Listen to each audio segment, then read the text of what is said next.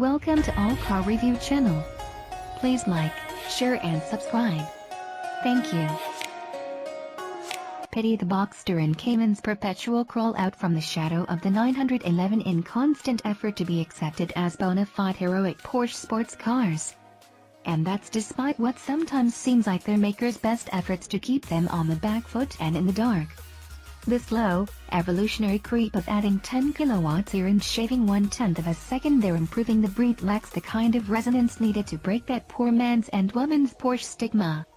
It's the blessing of an inherently brilliant chassis that's been the Boxster's and Cayman's curse.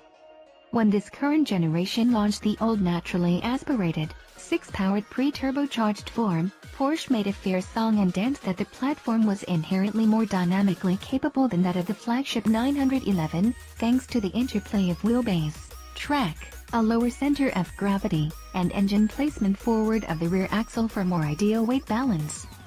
And so the junior twins play to a formula that promotes dynamics first and tends to squash output, performance and sheer acceleration into far less significance. Porsche stymies the Boxster and Cayman's potential so as not to tread on the coattails of 911's halo. Hamstringing the Cayman Boxster with 2.5-liter 4-cylinder power rather than the 911's fulsome turbo 6s is an easy tactic. But as the latest and greatest 2018 Porsche 718 Boxster GTS or 2018 718 Cayman GTS prove, if you continue to steadily evolve goodness, it eventually becomes greatness, regardless of the wider prevailing perception. If fitted with optional 7-speed dual-clutch PDK and using the standard fit launch control, either coupe or convertible will launch from a standstill to 100 km/h in 4.1 seconds. The glass-half-empty viewpoint is that this improves on the current 718S variants by just 1/10 of a second. There's that evolutionary creep. Glass-half-full perspective, though, is at 4.1 seconds is bloody quick outright, just 0.2 seconds shy of dipping into the heroic threes. It's also a formidable 6/10 quicker than the old naturally aspirated 6-cylinder Boxster and Cayman GTSs. It's particularly quick for an ultra-rare sports car model line powered by a 4-cylinder engine that, by its dynamic skewed formula, was never designed and engineered for sheer head-smacking acceleration.